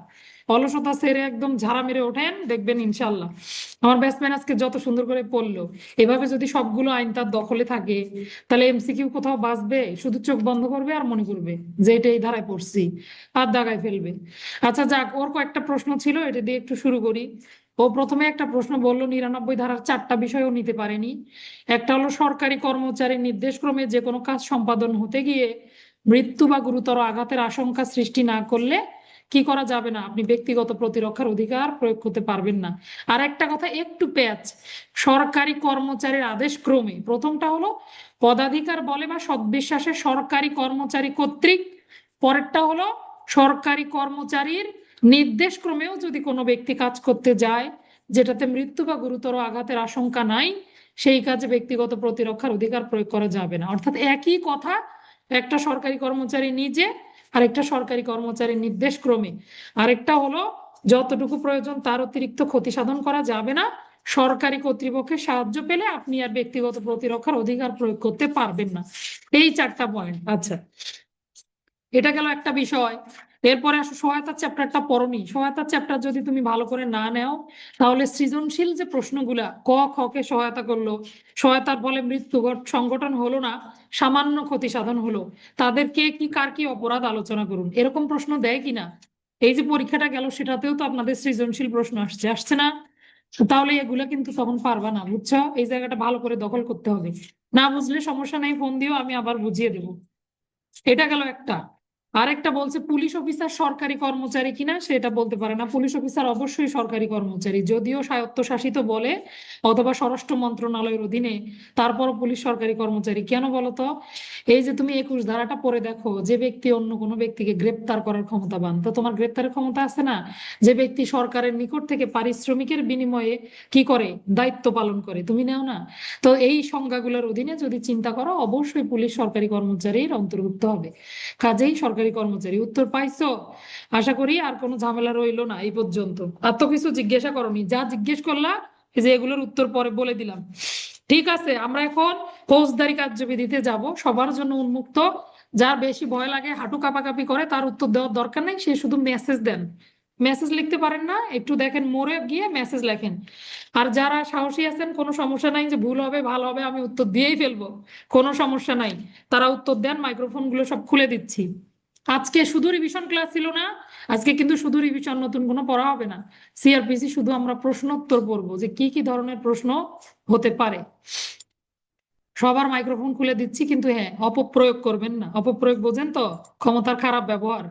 দরকার হবে কথা বলবেন, আবার মাইক্রোফোন মিউট করে দিবেন। আচ্ছা, বিচারক, সর্বপ্রথম প্রশ্ন ফৌজদারি কার্যবিধি, খেয়াল করেন। বিচারক বা সরকারি কর্মচারীর বিরুদ্ধে মামলা রুজু করার ক্ষেত্রে, বিচারক বা সরকারি কর্মচারীর বিরুদ্ধে মামলা রুজু করার ক্ষেত্রে, এই তো আপনি এখানে এসে বসলে তো সরাসরি ক্লাসটা পান। এখানে বসেন, কাছে বসে। বিচারক বা সরকারি কর্মচারীর বিরুদ্ধে মামলা রুজু করার ক্ষেত্রে ফৌজদারি কার্যবিধির কত ধারায় বিধান রয়েছে বলেন। আপনি এটা পড়েন, ধরেন। তাহলে বিচারক, কেউ কেউ মেসেজ দিচ্ছেন না কেন? বিচারক বা সরকারি কর্মচারীর বিরুদ্ধে মামলা রুজু করতে হলে কে মামলা রুজু করবে? কার অনুমোদন লাগবে? সরকারের অনুমোদন। কত ধারায় বলা আছে এই কথা? তাহলে দেখেন, ফৌজদারি কার্যবিধি আপনারা গিলে খেয়ে ফেলছেন, এটা কোনো কথা? রাবে আপু কোথায়? তানিয়া কি উত্তর দিতে পারছো না কেন? বিচারক বা সরকারি কর্মচারীর বিরুদ্ধে মামলা পড়াইছি না, ফৌজদারি কার্যবিধি 197 ধারা। ফৌজদারি কার্যবিধি 197 ধারা, যেটা উত্তর পাচ্ছেন না, সাথে সাথে একটু বইটা উল্টে 197 ধারা এক নজর দেখে নেন, তাহলে আপনার আর ভুল হবে না। যেহেতু এটা আপনি পারলেন না, উত্তরটা আপনার মনের সাথে মিললো না। আর যাদের সাথে মিলছে তাদের তো আলহামদুলিল্লাহ। যারা পারলেন না, তারা 197 ধারাটা একটু বের করে এক নজর দেখে নেন, যে এই 197 ধারা থেকে স্যার এরকম প্রশ্ন করলো, আমি পারলাম না।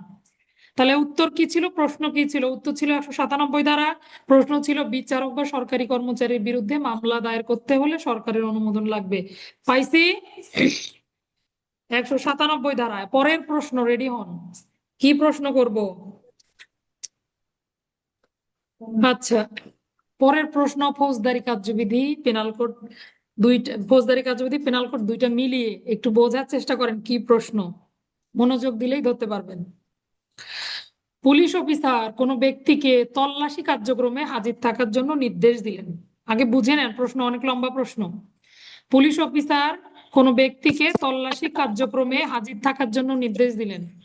আচ্ছা, এই লোক তল্লাশি কার্যক্রমে হাজির হতে রাজি হলো না, তো পুলিশ অফিসার কত ধারা মোতাবেক তাকে তল্লাশিতে হাজির থাকতে বলবেন? আর তিনি যদি না থাকেন, তিনি কত ধারা মোতাবেক দণ্ডিত হবেন বলেন। তিনি হবে হচ্ছে 103-এর 2। হ্যাঁ, 103-এর 2, আর শাস্তি হবে আর 127। 187। তাহলে তিনি, সংশ্লিষ্ট ব্যক্তি দণ্ডিত হবেন কত? 187। পেনাল কোডের 187 ধারা। পেনাল কোড, অবশ্যই পেনাল কোড বলতে হবে। দুইটা আইন থেকে পড়া জিজ্ঞেস করছি না? তাহলে ওই ব্যক্তি দণ্ডিত হ্যাঁ, হবে পেনাল কোডের 187। আর পুলিশ অফিসার ডাকলে, পুলিশ অফিসার 103-এর 2। আচ্ছা, 103-এর 2 কেন? 103-এর 2 তো হাজির হবে সাক্ষী, ডাকে কততে? 103-এর 103-এর একে 1। তো হচ্ছে বলে যে থাকতে, একে 103-এর ডাকবে। 1 হ্যাঁ, একে ডাকে, 103-এর আর 1-এ হচ্ছে ডাকবে। আর এই যে উনি 187 ধারায় দণ্ডিত হবে পেনাল কোডের, এই কথাটা সিআরপিসির কত ধারায় বলা আছে? এটা 42 ধারায় বলা আছে। মারি ফেলছেন আপনি। আমি যে বললাম তল্লাশি কার্যক্রমে, 42 তো গ্রেপ্তার আর হচ্ছে ইয়া সরকারি সম্পত্তির। গুড মালিহা, তুমি খুবই ধন্যবাদ তোমাকে। 103-এর 5, প্রশ্নটার উত্তর ছিল 103-এর 5। সিআরপিসি দুইটা ধারা, 103-এর 1 ডাকবে।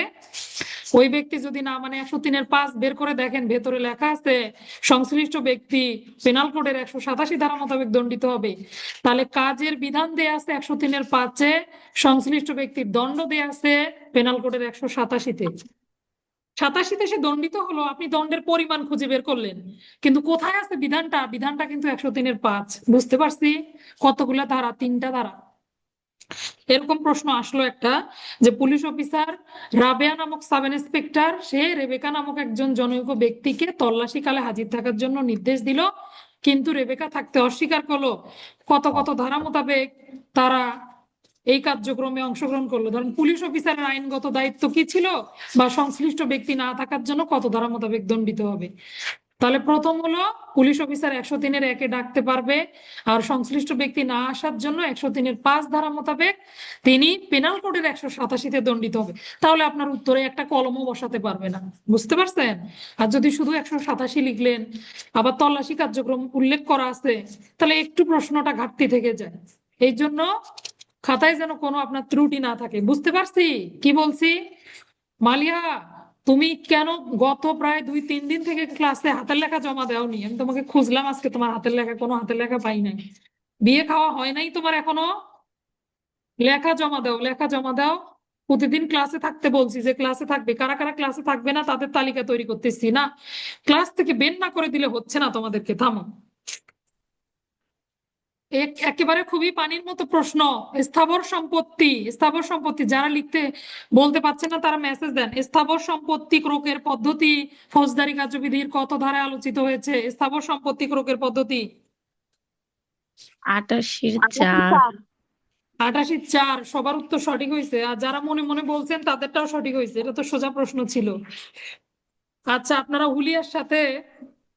হুলিয়ার সাথে পিআরবি কত দিবেন বলেন? 472। 87-472 এইভাবে পড়বো আমরা। দুইটা ধারা একসাথে পড়লে আর ভুল হবে না। 87-472, 68 সাথে কত পিআরবি? 471। 68-471, 87-472, আর ক্রোক 88-474। 88-474 74। পিআরবি গুলোর সাথে সাথে পড়তে বলছিলাম। আচ্ছা, জরুরি আদেশ, বিপদ আশঙ্কার জরুরি আদেশ বলতে কি বোঝেন? কত ধারা? 144। আচ্ছা, একটু শুনি, যে কোনো একজনের কাছে শুনি। মনে করেন জরুরি আদেশ কাকে বলে, এরকম আসছে, কি লিখবেন একটু বলেন তো, একজন একটু সংজ্ঞাটা বলেন।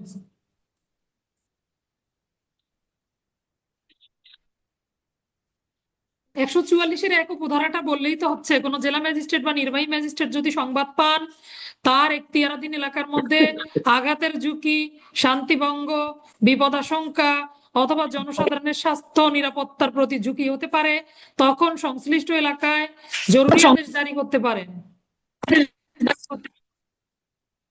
মুক্তা বলবা? বলো তো, আমি যা যা বললাম তাই বলো, তাহলেই হবে।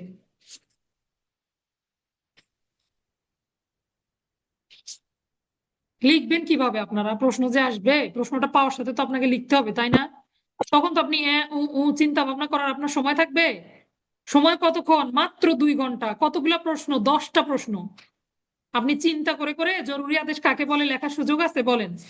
সিআরপিসির আগামী শুক্রবার, এখনই পড়া লিখে রাখেন, আগামী শুক্রবার সিআরপিসি থেকে যত টিকা, সকল টিকা মুখস্থ, ফৌজদারি কার্যবিধির উপরে যত টিকা আছে, শুধু আমরা ইনজেকশন পড়বো। টিকা, টিকা মানে কি? ছোটবেলায় টিকা দিচ্ছেন না? টিকা মানে ইনজেকশন। টিকা মানে কিন্তু ইনজেকশন নয়। টিকা মানে কোন একটা টপিকের উপরে সংক্ষিপ্ত একটা আলোচনা, যেটাতে অল্প বিষয়, অল্প লেখার মধ্যেই আর কি সামগ্রিক বিষয়টা উঠে আসে, এটাকে বলে টিকা। একটু সার্চ দিয়ে দেখবেন টিকা কাকে বলে। টিকা মানে কোনো একটা বিষয়ে আপনি ছোট্ট একটা ধারণা দিবেন। রিলস বলতে পারি আমরা, রিলস দেখি না ফেসবুকে? রিলস এর মধ্যে দেখবেন 5 সেকেন্ডে ব্যাপক বিষয় বোঝানো হয়েছে, বোঝানো হয় নাই? যেমন একদিন একটা রিলস দেখলাম, ময়লা পানি, ময়লা পানি ট্যাপের নিচে ধরে আছে, পানি পড়তে পড়তে গুড। এখান থেকে আপনার লিখিত পরীক্ষার একটা ভালো প্রিপারেশন হবে। তো ময়লা পানিগুলো যখন ভালো পানি দিয়ে রিপ্লেস হতে হতে হতে হতে এক পর্যায়ে সব পানি সাদা হয়ে যায়, যায় না? মানে এটা দিয়ে এমন কিছু বোঝাইছে যে আপনি আপাতত দুঃখে আছেন, কষ্টে আছেন, খারাপ অবস্থায় আছেন, তো আপনি চেষ্টা করতে থাকেন, কোনো না কোনো একদিন আপনি স্বচ্ছ পানির দেখা পাবেন ইনশাল্লাহ। চেষ্টায় সকল কিছু সম্ভব। আল্লাহ তো দেওয়ার জন্য বসে আসতে আমাদেরকে, আমরা শুধু নিতে পারি না। তো এই জন্য আপনাকে চেষ্টা করতে হবে। তো এরকম রিলসে যেমন অল্প সময়ে অনেক কিছু বোঝায়, টিকাটা হলো এরকম। আপনি এক পাতায় টিকা লিখবেন, সেটার ভেতরে সংজ্ঞা থাকবে, উল্লেখযোগ্য কিছু বৈশিষ্ট্য থাকবে, আইনের ধারা থাকবে, শেষ। আচ্ছা, কি কি টিকা পড়বেন আমি একটা লিস্ট দিয়ে দেবো, আরো পড়তে সুবিধা হলো। যাদের যাদের বই নাই তারা একটু পুরোনো গাইড বই আছে না, দেখেন বড় ভাই ছোট ভাই আত্মীয় স্বজন যার কাছে আছে বই নিয়ে একটু হেল্প নিয়ে পড়েন। টিকাগুলো লিখে দিব, এখন কোন কোন টিকা পড়বেন টিকার একটা তালিকা দিয়ে দেবো। এই টিকাগুলো মুখস্থ করবেন সবাই। ক্লাসে আসলে আমি টিকাগুলো ধরবো, যে এইটা টিকা। মনে করেন গ্রেপ্তার কাকে বলে, এভাবে আপনাকে জিজ্ঞাসা করা হলো টিকা লিখুন গ্রেপ্তার, তখন আপনি গ্রেপ্তারের উপরে 5 মিনিট লেকচার দিবেন। চেষ্টা করেন একটু সবাই ভিডিওতে আসার। আমার মুখটা কি বেশি খারাপ, সামনে আসা যায় না? ভিডিওতে আসেন, সাহস বাড়বে আপনার। এতগুলো মানুষের সামনে কথা বলাই যে আমার ব্যাটসম্যান আজকে কত সুন্দর করে উপস্থাপন করলো, অনেক ভালো অনেক ভালো। আপনি সামনে আসেন, কথা বলার চেষ্টা করেন। এত বড় প্ল্যাটফর্ম কোথায় পাবেন? ডাকেন তো 10টা লোককে যে ভাই 5 মিনিট আমি কথা বলবো, একটু শুনবেন। শুনবে আপনার কথা তারা? বলবে আমার সময় নাই, আপনার কথা এত শোনার আমার সময় নেই। তো আপনি এত বড় একটা প্ল্যাটফর্ম পাচ্ছেন, 20-30 জন লোকের সামনে আপনি কথা বলার সুযোগ পাচ্ছেন, আপনার উপস্থাপন সুন্দর হচ্ছে, আপনার লিখিত খাতার যোগ্যতা বাড়তেছে দিন দিন। তা এটা খারাপ বলেন? এটা আপনার উন্নয়ন, আপনার নিজের উন্নয়ন, আর এগুলোই আপনার পরীক্ষায় কাজে লাগবে। পরীক্ষায় 2 ঘন্টায়, এই 2 ঘন্টা সময় আপনার ভাগ্যটা নির্ধারণ হয়, তাই কিনা বলেন? 2 ঘন্টার মধ্যে আপনি সারা বছর কি পড়ছেন না পড়ছেন দেখার বিষয় না, ওই 2 ঘন্টায় আপনি কি লিখলেন এটাই হলো দেখার বিষয়। তো তাহলে আপনাকে এটার জন্য তৈরি করতে হবে না নিজেকে? সবাই এরকম অন্ধকারে থাকেন। মেয়েগুলা তো আর কি করে জানেন? মেয়েগুলা মোবাইল ওইদিকে ছাড়ি দিয়ে রান্না করতে শুরু করে। আমি তো জানি আপনাদের কীর্তিকাণ্ড। তাহলে কিভাবে পড়া হবে? এই জন্য ক্লাসের 1টা ঘন্টা আপনি চেষ্টা করবেন যে 100 ভাগ মনোযোগ দিয়ে পড়া। বই একটা সামনে থাকলে খুবই ভালো। আর যা বলতে বলি সেটা একটু সামনে এসে বলা, যে স্যার আমি এইটুকু জানি গ্রেপ্তার সম্পর্কে, আমি এটা জানি 46 ধারায় গ্রেপ্তারের ব্যাপার আলোচনা আছে। কোনো ব্যক্তিকে তার ব্যক্তি স্বাধীনতা খর্ব করে হেফাজতে নেওয়াকেই গ্রেপ্তার বলে। এরপরে আপনি আরো একটু বর্ণনা দিলেন বর্তমানে 2025 অধ্যাদেশ অনুযায়ী, ফৌজদারি কার্যবিধি সংশোধন অধ্যাদেশ 2025 অনুযায়ী গ্রেপ্তার সম্পর্কে বিভিন্ন বিষয় আলোচিত হয়েছে। 46-এর কয়ে এই বলছে, খয়ে এই বলছে। এভাবে আপনি লিখলেন, 5টা লাইন লিখলেন শুধু সূচিগুলা। দেখেন আপনার খাতাও ভরে গেল, আপনার টিকাটাও কত সুন্দর হলো। তো এই উপস্থাপন আপনার কি প্র্যাকটিস না করলে হবে বলেন? তাহলে 1 সপ্তাহ ব্যাপী বিভিন্ন বই ঘেটে ঘুটে টিকাগুলো রেডি করবেন। বেশি না, 50টা টিকা। 50টা টিকা পড়লেই একদম সিআরপিসির আর বেশি পড়ারই থাকে না, তাই না? ক্রোক কাকে বলে, হুলিয়া কাকে বলে, সমন কাকে বলে, গ্রেপ্তার কি, এগুলো তো আপনারা পারেনি।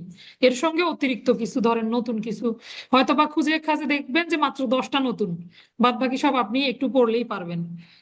মনে থাকে যেন পড়া। আগামী শুক্রবার আপনাদের কি পড়া থাকলো? টিকা। কি কি টিকা পড়বেন আমি লিস্ট তৈরি করে দেবো এখন, যে এই 50টা টিকা পড়েন। এরপরে আমরা সংক্ষিপ্ত প্রশ্ন নেব, তারপরে ধরেন 20টা করে লিখিত প্রশ্ন নেব। আপনার লিখিতও তৈরি হলো, আর এমসিকিউ তো প্রতিদিন আপনাদেরকে জিজ্ঞাসা করতেইছি, তাই না? আচ্ছা, এবার আসেন একটু ধারাগুলা রিভিশন দেই। ভবঘুরে সন্দেহভাজন ব্যক্তিকে থানার ভারপ্রাপ্ত কর্মকর্তা নিজেও গ্রেপ্তার করতে পারবেন, গ্রেপ্তার করাতে পারবেন। কত ধারা? 55 55 55 ধারা। ম্যাজিস্ট্রেট নিজে গ্রেপ্তার করতে পারবে, গ্রেপ্তারের নির্দেশ দিতে পারবে। কত ধারা? পড়াইছি না এগুলা? 64, 65 পড়াইছি না আপনাদেরকে? 64 আর 65 ধারা হঠাৎ করে দেখেন মাথায় আসতে চায় না। আপনি যখন গ্রেপ্তার করবেন, গ্রেপ্তারের সময় একটা মেমোরেন্ডাম তৈরি করতে হবে। কত ধারা? 46-এর ক। 46-এর ক। সঠিক উত্তর 46-এর ক। মোটামুটি সকল কার্যক্রম 46-এর কয়ে হয়। এরপরে শুধু আপনি একটা রেজিস্টার মেনটেন করবেন, অন্য থানায় হলে কি করবেন, অসুস্থ হলে কি করবেন, তাই না? বাদ বাকি সব কিন্তু মূল কার্যক্রম 46-এর কয়েই তারা দিছে, বুঝতে পারছেন? আচ্ছা, গ্রেপ্তারি পরোয়ানা বলেন, গ্রেপ্তারি পরোয়ানা কত ধারা? 75, জামিনযোগ্য গ্রেপ্তারি পরোয়ানা। সিআরবি 4। যেগুলো উত্তর সঠিক হচ্ছে আর বলতেছি না, হ্যাঁ 76। তাহলে জামিনযোগ্য গ্রেপ্তারি পরোয়ানা 76, শুধু গ্রেপ্তারি পরোয়ানা 75। তল্লাশি পরোয়ানা, এবার বলেন দেখি তল্লাশি পরোয়ানা। 96। 96 তো গেল একটা ধারা। তল্লাশি পরোয়ানার কতগুলা ধারা পড়াইছি?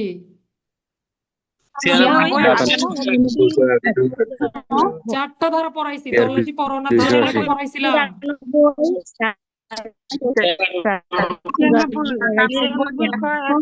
কারো কথাও শুনতে পাই না, সবাই একসাথে বলতেছে। আচ্ছা, বুঝতে পারছি সবার হইছে। 96, 98, 99 ক 100 ধারা, তাই না? সবগুলো কিন্তু সার্চ ওয়ারেন্ট।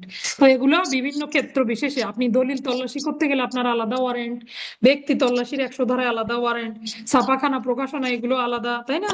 তল্লাশি পরোয়ানা কাকে বলে এই সংজ্ঞাটা কিন্তু খুব গুরুত্বপূর্ণ, বুঝতে পারছেন? তল্লাশি থেকে একটা না একটা প্রশ্ন দেই, অপমৃত্যু থেকে একটা না একটা প্রশ্ন থাকে।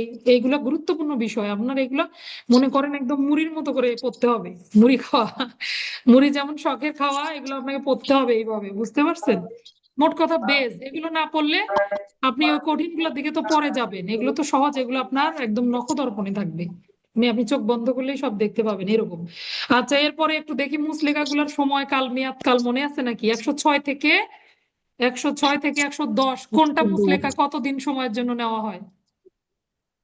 106 আর 110 110 দিন বছর। 107 এক বছরের আর 110-এ 3 বছর। আচ্ছা, সবচেয়ে সোজা যদি বলি, তিন তিন মাঝখানে তিনটা এক, তাই না? প্রথমটা 3 বছর, শেষেরটা 3 বছর, আর মাঝখানে তিনটা 1 বছর করে। কিন্তু 1 বছর কিন্তু নয়, 1 বছরের অনধিক অনধিক যে কম। কোনো সময়ের জন্য। হুম মানে কি দেখেন, মানে কিন্তু 7 মাসেরও হতে পারে, 6 মাসের হতে পারে, 3 মাসের হতে পারে, আবার 11 মাসেরও হতে পারে, আবার 11 মাস 20 দিনও হতে পারে, তাই না? 1 বছরের অনধিক যে কোনো সময়ের জন্য, 3 বছরের অনধিক যে কোনো সময়ের জন্য। এই কথাটার মানে হলো সর্বোচ্চ 3 বছর নিতে পারবে, তার নিচে যে কোনো সময় আদালত নিতে পারবে। তাহলে সময় এগুলো মুসলেকার টিক আসলে ইয়ে আসলে আল্লাহ রহম আপনাদের এমসিকিউ আসলে ভুল হবে না, কারণ মনে রাখা তো সহজ। আচ্ছা, কোন 3টা জামিনদার সহ বা ব্যতীত আর কোন 2টা জামিনদার সহ? 18 আর 19, 18 আর 19 জামিনদার সহ, না দুঃখিত, 18 19 বলতেছি, 9 আর 10, 109 আর 110। হ্যাঁ, জামিনদার সহ আর বাদ বাকি গুলা জামিনদার, প্রথমের গুলো জামিনদার সহ বা ব্যতীত, জামিনদার সহ বা ব্যতীত। আচ্ছা, উপদ্রব অপসারণের শর্ত সাপেক্ষে আদেশ দেয় কত ধারা মোতাবেক? 133 133 ধারা মোতাবেক উপদ্রব অপসারণের জন্য শর্ত সাপেক্ষে আদেশ দিতে পারে কোন কোন ম্যাজিস্ট্রেট এই আদেশ দেন? মনে নাই? এগুলো কিন্তু জেলা ম্যাজিস্ট্রেট, নির্বাহী ম্যাজিস্ট্রেটের কাজ। হ্যাঁ, নির্বাহী ম্যাজিস্ট্রেট বা জেলা সেটা ম্যাজিস্ট্রেট। নির্বাহী কোন ম্যাজিস্ট্রেট। শ্রেণীর ম্যাজিস্ট্রেট, নিম্নের কোন শ্রেণীর ম্যাজিস্ট্রেট অপমৃত্যুর তদন্ত করতে পারেন বা অনুসন্ধান করতে পারেন? ম্যাজিস্ট্রেট তো সাধারণত অনুসন্ধান করে। নির্বাহী বা নির্বাহী জেলা ম্যাজিস্ট্রেট। ম্যাজিস্ট্রেট, তাদের কিন্তু কাজগুলো আলাদা। বিচারিক ম্যাজিস্ট্রেট কিন্তু কাজ, তার কাজ সে বিচার করবে, তাই না? বা ওয়ারেন্ট ইস্যু করবে। আর নির্বাহী ম্যাজিস্ট্রেটের কাজগুলো দেখছেন কি কি কাজ করে? যদি এরকম একটা প্রশ্ন দেয় যে নির্বাহী ম্যাজিস্ট্রেটের দায় দায়িত্ব এবং বিচারিক ম্যাজিস্ট্রেটের দায় দায়িত্বের মধ্যে পার্থক্য লিখুন, যেমন আমাদের একটা প্রশ্ন আসছিল এরকম, তখন আপনি কিভাবে লিখবেন? বিচারিক যে কার্যক্রমগুলা, সমন ইস্যু করা, ওয়ারেন্ট ইস্যু করা, অন্যান্য আদেশ দেয়া, এগুলো করে কে? বিচারিক ম্যাজিস্ট্রেট। আর নির্বাহী ম্যাজিস্ট্রেটের কাজ হলো নির্বাহী দায়িত্ব পালন করা। ধরেন আপনি কিরকম হতে পারে, আইন শৃঙ্খলা ডিউটি করা, আবার মোবাইল কোর্ট করা, ভ্রাম্যমাণ আদালত করে না নির্বাহী ম্যাজিস্ট্রেটরা? তারপরে পরীক্ষার হলে আইন শৃঙ্খলা ডিউটি করে তারা, আবার এই যে অপমৃত্যু মামলার অনুসন্ধান করতে পারে। এগুলো আপনি তখন তাদের দায়িত্বের বিভাগ। প্রথম দিকে কিন্তু এই প্রশ্নটা দিছিলাম, আপনারা অনেকে ভালো লিখছেন, অনেক সুন্দর লিখছেন। অপরাধের সহযোগীকে ক্ষমার প্রস্তাব কত ধারা মোতাবেক অপরাধের সহযোগীকে ক্ষমার প্রস্তাব দেওয়া হয়? 337। প্রশ্নটা কিন্তু 337 ছিল, আর 338-এ ক্ষমা কিন্তু একবারে করাই হয়। তবে যদি এরকম আসে অপরাধের সহযোগী কাকে বলে, রাজসাক্ষী কাকে বলে, তখন আপনারা 2টা ধারাই ব্যবহার করতে পারবেন, 37 38, 2টা ধারাই দেওয়া যাবে। স্বীকারোক্তিমূলক জবানবন্দি কোন ম্যাজিস্ট্রেট সর্বনিম্ন, কোন ম্যাজিস্ট্রেট স্বীকারোক্তিমূলক জবানবন্দি গ্রহণ করতে পারেন? বলেন। সরকারের আদেশ ক্রমে দ্বিতীয় শ্রেণীর যারা ম্যাজিস্ট্রেট। যারা আমার ক্লাস পান নাই, দেরিতে জয়েন করছেন, তাদের এগুলো প্রশ্নের উত্তর দিতে একটু কষ্ট হবে। তানিয়া, তুমি বলো, তানিয়া, সর্বনিম্ন কোন শ্রেণীর ম্যাজিস্ট্রেট স্বীকারোক্তিমূলক জবানবন্দি নিতে পারেন? কত ধারার প্রশ্ন? স্যার এটা হচ্ছে সর্ব হচ্ছে দ্বিতীয় শ্রেণীর ম্যাজিস্ট্রেট সরকারের হুম নিতে পারে। হুম সরকার কর্তৃক ক্ষমতাপ্রাপ্ত দ্বিতীয় শ্রেণীর ম্যাজিস্ট্রেট, এটা কিন্তু সর্বনিম্ন। আর সর্বোচ্চ সকল ম্যাজিস্ট্রেটই পারবে, তার উপরে যারা তারা সবাই পারবে। কত ধারার প্রশ্ন ছিল তানিয়া? 164 ধারার প্রশ্ন ছিল রে। স্বীকারোক্তির তো ধারাই 2টা, 164 364, প্রবিধান 467। ওর ভুলে গেছে স্যার, আমি নষ্ট হয়ে গেছে, আমি খুলতে পড়া খুলতে রিভিশন হচ্ছে না, বলতে তোমাদের ফেলছি। পড়া কারোরই রিভিশন হচ্ছে না। রাবে আপু প্রশ্নের উত্তর দেন, রাবে আপু।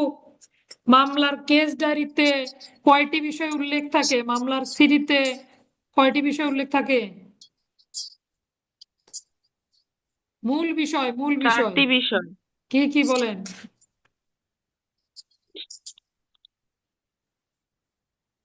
কখন হচ্ছে এজাহার প্রাপ্তির সময়, হুম তারপরে হচ্ছে এজাহার প্রাপ্তির সময়, মামলার তদন্ত ও শুরু ও শেষের সময়, হুম তারপরে তো মানে ইয়া করে কি পাইলো, কোন কোন স্থান পরিস্থিতি নির্ণয়, পরিদর্শন কি করলো? পরিস্থিতি নির্ণয় হলো, ওই কোন কোন প্রথমে স্থান হলো এজাহার পরিদর্শন করলো প্রাপ্তির আর কি কি সময়। পরিস্থিতি নির্ণয় হলো। হ্যাঁ, এজাহার প্রাপ্তির সময়, তারপরে মামলা মামলা তদন্ত শুরু শেষ। শুরু ও শেষ, এরপরে আপনি কোথায় কোথায় ঘটনাস্থল ঘুরলেন, কি কি পরিদর্শন। পাইলেন, তাই না? হ্যাঁ, ঘটনাস্থল আর কি পরিদর্শন, কি কি তার ফলে কি পরিস্থিতি পরিস্থিতি, নির্ণীত হলো। অনেকগুলো সিডির কিন্তু অনেকগুলো বিষয়, তাই না? সিডি আপনি লিখতে ৭২। চাইলে 18টা 19টা পয়েন্ট লিখতে পারবেন, কিন্তু মূল বেসিক হলো এই 4টা পয়েন্ট। একদম 172 ধারায় যা লেখা আছে আমরা তাই পড়বো। এমসিকিউ আসলে 4টাই দাগাবো, ঠিক আছে? আচ্ছা, অপমৃত্যু কাকে বলে? বলেন তো, অপমৃত্যু কাকে বলে? মুক্তা বলো, মুক্তা। তেমনি ১৭৪। 74 ধারা, একশো অপমৃত্যু চুয়াত্তর পিআরবি প্রাণী বা 299। হচ্ছে জি 299। খালি 74 বলছো না, 174 হবে। 174 পিআরবি 299। অপমৃত্যু কাকে বলে? 174 অপমৃত্যু, বলছি। এইটুকু বলতেই যদি বোম মারা লাগে রে, তাহলে কি হবে বলো? কোনো অপমৃত্যু হলো ব্যক্তি প্রাকৃতিক নিয়মের বাইরে স্বাভাবিক সকল কিছু।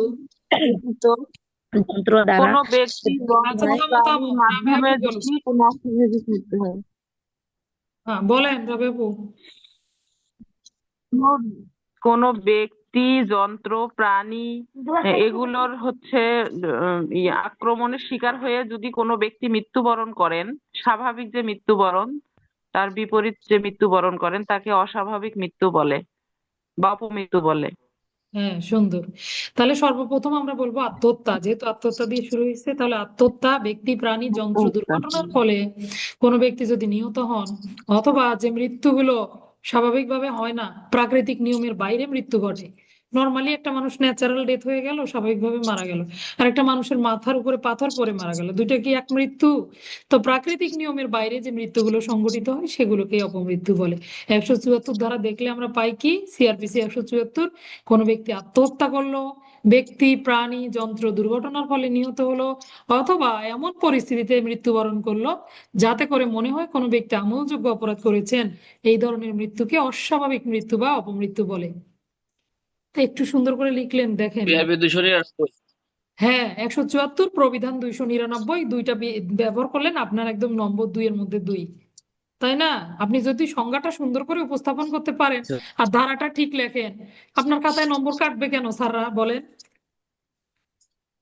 মুশকিল হলো ওই মুহূর্তে আমরা চিন্তা করে করে লেখি, আর এই সময়টা তো আপনার পরীক্ষার হলে থাকে না, মাথা কাজ করে না, এদিকে টাইম চলে যায়, এদিকে প্রশ্ন আরো পড়ে আছে 4-5টা। এগুলা মানে হলদিল করলেই জীবনের ক্ষয়, আল্লাহ দিলে অল্পতেই হয়। তা আপনি আগে যদি হলদিল করেন, পরীক্ষার হলে আপনি ধীর স্থির ভাবে লিখতে পারবেন। আর আপনি যদি আগেই এভাবে শুয়ে বসে দিন কাটান, ওই যে অ্যান্ট অ্যান্ড গ্রাসহপারের গল্প শুনছিলেন আপনারা, পিঁপড়া আর ঘাসফড়িং। পিঁপড়া সারা বছর ধরে জমায়, তো যখন বৃষ্টি বর্ষা মৌসুম আসে তখন সে তার গুহায় বসে বসে শুধু খাবার খায়। কারণ কি? সারা বছর সঞ্চয় করছে, এখন তো তার বসে খাওয়ার দিন। আর এদিকে কি ঘাসফড়িং কি করছে? শুধু এই গাছ থেকে তিরিং করে আরেক ঘাসে লাফালাফি করে বেড়াইছে। এখন বর্ষাকালে সে না পায় থাকার জায়গা, আর খাবে কি বলেন? আমাদের দশা হয়েছে সেই রকম। সারা বছর ধরে খালি ভাবি এই পড়বো, পড়তেছি, আগামীকাল পরশুদিন বিয়েটা খেয়ে আসি, এই অনুষ্ঠান থেকে ঘুরে আসি, এই করতে করতে আপনার সময়, দেখেন সময় চলে গেলে সাধন হবে বলেন? আপনারা প্রবাদ বাক্য শুনছেন না, সময়ের 1 পর অসময়ের 10 পর। এখনকার অসময়ের 10 পর নাই, এখনকার প্রবাদ বাক্য কি জানেন? সময়ের 1 পর, অসময়ের পর, এত অসংখ্য যে গণাই যায় না, এত ফোড়ন দিতে হয়। তো তাহলে এটাই সময়, এটাই রাইট টাইম আপনার জীবনের জন্য। আপনি কখনোই ভাববেন না আগামী দিন, আগামী পরশু, আগামী কাল করব। ওই আগামী আগামীই থেকে যায়, আগামী আর আজকে পরিবর্তন হয় না। ওই জন্য এখনই সিদ্ধান্ত নেন যে না, আমি এখনই পড়বো, এখনই পারতে হবে আমাকে। আজকে আপনি ভালো আছেন, কালকে আপনি কেমন থাকবেন আপনি জানেন? তো তাহলে আপনি আশা করে আছেন যে না 1 স্যার। মাস পর থেকে আমি বেশি করে পড়া শুরু করব, 1 মাস পরে কি হবে এটা আপনার জানা আছে? তো তাহলে এখনই জীবনের সবচেয়ে মূল্যবান সময়। নাই। অতীত বলতে বলতে মানে বর্তমান বলতে বলতে অতীত হয়ে যায়, যায় না? আর ভবিষ্যৎ তো আপনি জানেনই না, তাহলে এখনই হলো বর্তমানটাই হলো আপনার পড়ার সময়। আচ্ছা, আসামি যদি দোষ স্বীকারের ভিত্তিতে দণ্ড প্রদান করা হয়, তাহলে সেটার বিরুদ্ধে আপিল চলবে না। কত ধারায় আপিল করতে পারবে না? দোষ স্বীকার করলে কত কত ধারায় দণ্ডিত করা যাবে, 3টা ধারা থেকে উত্তর হবে, বুঝে নেন। আপনি দোষ স্বীকার করছেন, ম্যাজিস্ট্রেট আদালতে কত ধারায় আপনাকে দণ্ড দিবে, দায়রা আদালতে কত ধারায় আপনাকে দণ্ড দিবে, আর আপনি দোষ স্বীকার করলে যে দণ্ডিত হলেন এটার বিরুদ্ধে আপনি আপিল করতে পারবেন না কত ধারায় বলেন? আপিল করতে পারবো না 412 ধারায়। আচ্ছা, মেনে নিলাম। আর হচ্ছে দায়রা আদালতে তুমি কি করছো, আর দোষ কি স্বীকার যেন, করছো, হ্যাঁ, তখন দণ্ড দোষ দিবে। স্বীকার করছি, তাহলে হচ্ছে তখন হচ্ছে এই মনে করো মনে করো, সময় দিচ্ছি। ম্যাজিস্ট্রেট আদালত চিন্তা করো, ম্যাজিস্ট্রেট আদালতের বিচার সবাই চিন্তা হ্যাঁ করেন। 241-এর পরের যে কোনো একটা হ্যাঁ ধারা, তাই না? কত হ্যাঁ ধারা? 265 একটা ইয়া হবে, যেখানে 265 265। যদি আসামি দোষ স্বীকার করে তাহলে 265 হচ্ছে ঘ ও, হচ্ছে ভয়ে তো দোষ চার্জ স্বীকারের গঠন। না, ওটা তো হ্যাঁ, তাহলে ওই যাক, ঠিক কাছাকাছি আছে। গেছো। তাহলে 265 ওতে হলো দোষ স্বীকারের ভিত্তিতে দণ্ড দেওয়া যাবে, দায়রা আদালত দণ্ডিত করতে পারবে। আর ম্যাজিস্ট্রেট আদালত যে দণ্ড দিবে আপনি দোষ স্বীকার করলে 243। তাহলে দুইটা ধারা পাইলাম আমরা। ম্যাজিস্ট্রেট আদালত কোনো ব্যক্তি দোষ স্বীকার করলে দণ্ডিত করবেন 243, দায়রা আদালত কোনো ব্যক্তি দোষ স্বীকারে দণ্ডিত করবেন 265। দোষ স্বীকার করার পরে আপনি যে দণ্ড পেলেন আপনার আর আপিল করার সুযোগ নাই, 412। তাহলে এরকম যদি প্রশ্ন দেয় কোনো ব্যক্তি দোষ স্বীকার করার ফলে কোন কোন আদালত তাকে দণ্ড প্রদান করতে পারবেন, এই দণ্ড পাওয়ার পর তার কি আর আপিলের সুযোগ আছে কিনা আলোচনা করুন। পারবে? উত্তর দিতে কয়জন পারবে বলেন? আল্লাহ করে যেন এত গভীর থেকে প্রশ্ন কখনোই না দেয়, ঠিক আছে? আচ্ছা, মানহানিকর মালামাল গুলো ধ্বংস করার জন্য আদালত নির্দেশ দিতে পারবে, কত ধারা? 521। 521। জামিনদার অব্যাহতির জন্য আবেদন করতে পারবেন মামলার ক্ষেত্রে, মামলা চার্জ গঠনের পরে জামিনদার অব্যাহতির জন্য আবেদন করবেন। 502। 502 জামিনদারের অব্যাহতি। একটা লোক শুধু উত্তর দিচ্ছে। শোনেন, আপনাদের গল্প শোনাই। পড়া তো মেলাই পড়ি, তাই না? আজকে গল্প করি। 10:6:1, এই গল্প জানেন না কেউ?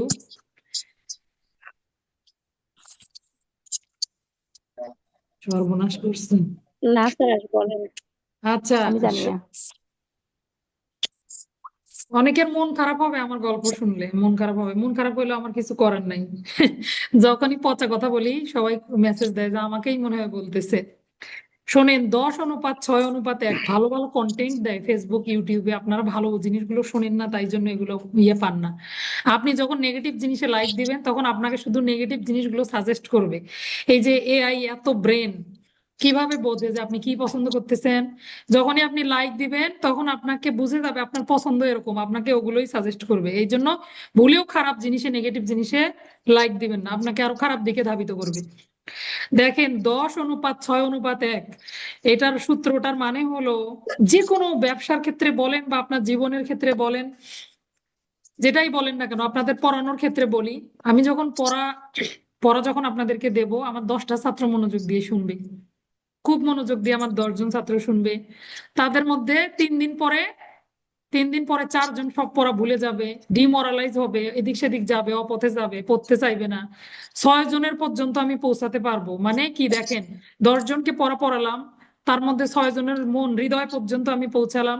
তার মধ্যে যদি একটা ছাত্র সফল হয় তাহলে মাস্টারের জীবন ধন্য। তো এখন আপনারা কি চান যে আমার অনুপাত এভাবেই কমে যাক? 10জনকে পড়াবো, 6জন আমার পড়া ভালোভাবে নিবে আর 1জন পাশ করবে, এটাই চান নাকি?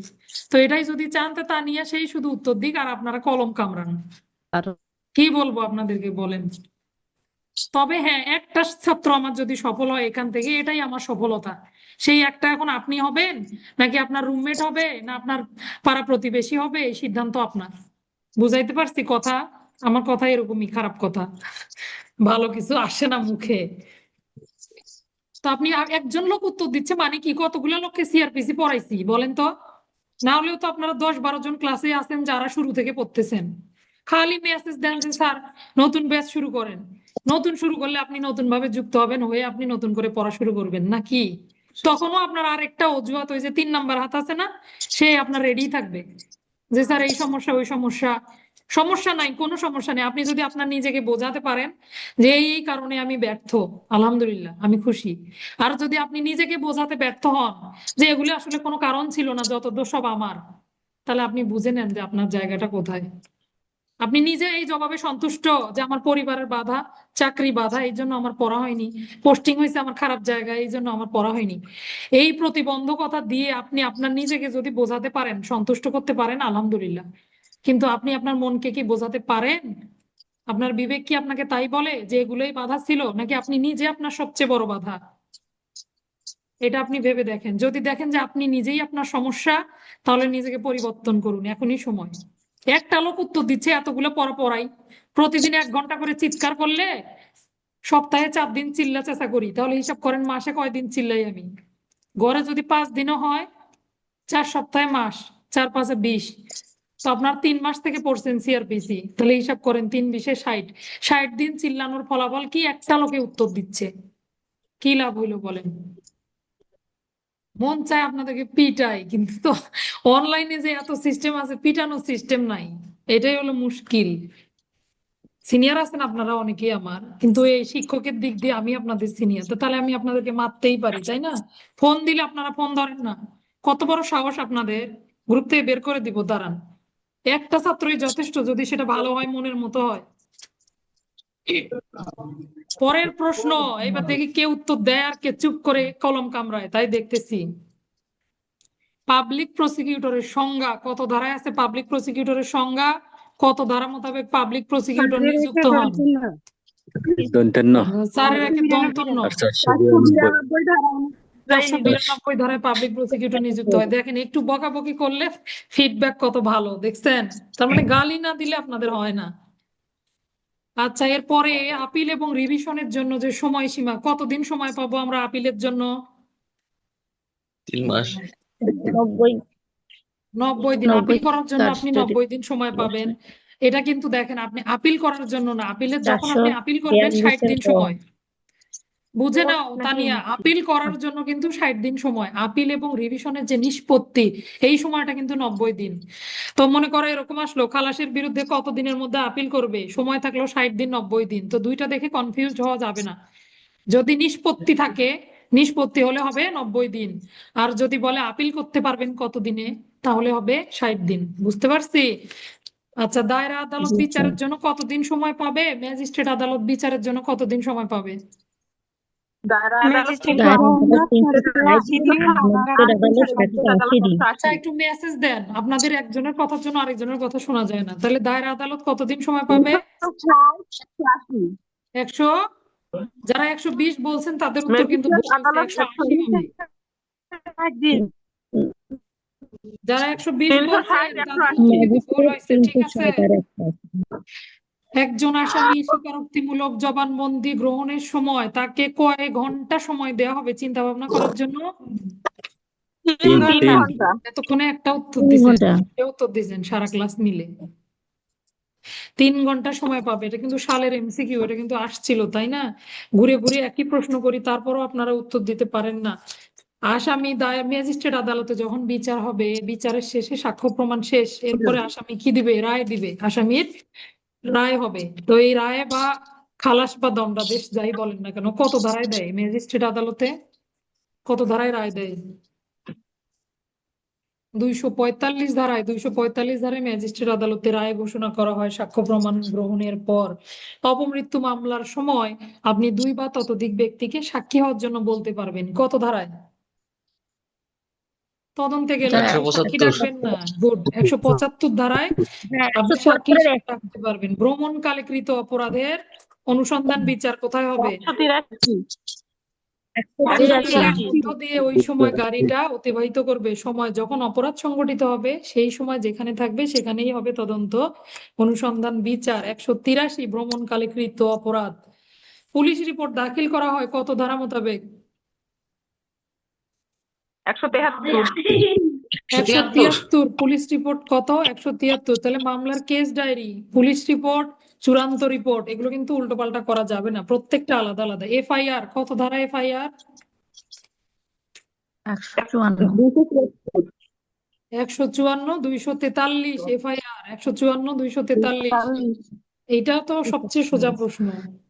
আচ্ছা, এরপরে আসেন, স্থিতি আদেশ দিবে নির্বাহী ম্যাজিস্ট্রেট, জেলা ম্যাজিস্ট্রেট কত ধারা মোতাবেক স্থিতি আদেশ দেয়?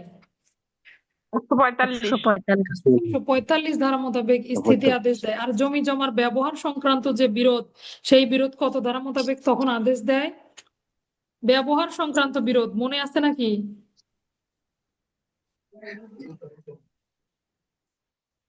146 146 কোরক করে মনে হয়। না প্রয়োগ করে না। 147, ওনারটা ঠিক ছিল। তানিয়া তুমি কি বলো? 146-এ ক্রোক করে, উনি ঠিকই বলছে। যদি বিরোধীয় বিষয় সহজে নিষ্পত্তি না হয় ক্রোক করে ফেলতে পারবে। 147 ছিল ব্যবহারের অধিকার, 44 জরুরি আদেশ, 45 স্থিতি আদেশ, 46-এ ক্রোক করতে পারবে, 47-এ কি ব্যবহার, এই যে অধিকার পানির ব্যবহার, এগুলো ব্যবহার সংক্রান্ত আদেশ আদেশ। কত অধ্যায় মোতাবেক পুলিশ প্রতিরোধমূলক কার্যক্রম গ্রহণ করে থাকেন? নবম।